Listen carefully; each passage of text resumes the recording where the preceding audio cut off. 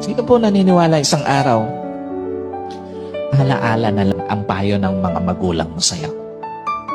At sino po naniniwala, isang araw, yung nanay na kasama mo ngayon, maaaring katabi mo ngayon, yung tatay na kasama mo ngayon, isang araw, aalalahanin mo na lang din.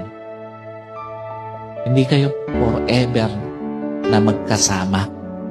Kaya nga, lahat ng magulang hanggat kasama pa yung anak, gagawin ng lahat.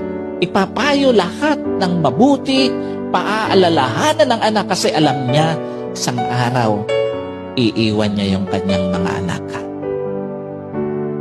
Isang araw, hindi lang payo ng mga magulang mo ang magiging alaala. Kahit magulang mo isang araw, magiging alaala na lang sa buhay mo.